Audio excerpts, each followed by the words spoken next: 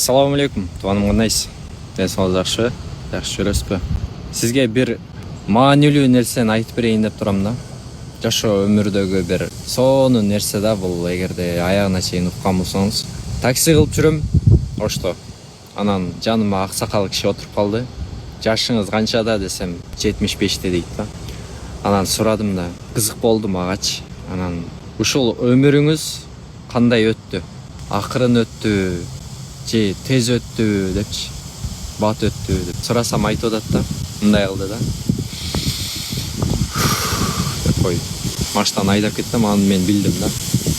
Анан бул эмне дегениңиз бир мааниде айтып атат да, ал нерсени кылып атат да. Анан мен да түшүндүм ал нерсени. Анан өзүнүн сөзүнөн угайын деп эмне дегениңиз десем айтып атат да. Өмүрүм, жашоом ушунчалык тез өттү дейт. 75 жыл ушул абаны бир жутуп туруп кайра чыгар ийгендей эле өтүп кетти дейт. Ушунчалык тез өттү. Анан сен канча жаштасың дейт. Мен 23-те болсом керек эле. 23-төмүн десем айтат. Сен ушул жашта экенсиң, анда сен илим ал, билим ал, адамдарды ыйманга, жакшылыкка чакырып кал. Эртең менин жашыма келгенде аркаңды караганда сен өкүнбөй тургандай өмүрдү өткөр дейт да.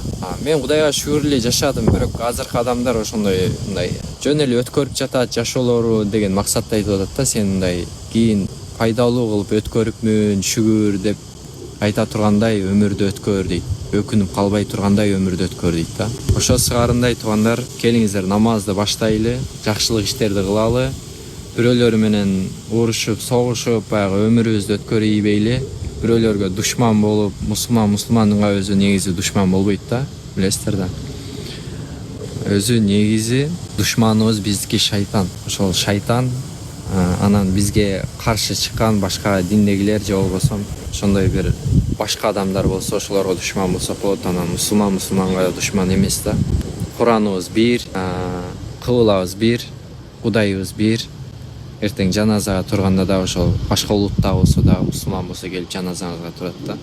Ошого жашообузду жакшы өткөрөлү туугандар. Сөзүбүз пайдалуу болгон болсо, машаллах деп жазып кетиңиз. Биз ыраазы болуп калалы. Аллахым колдогон болсун. Ассаламу алейкум.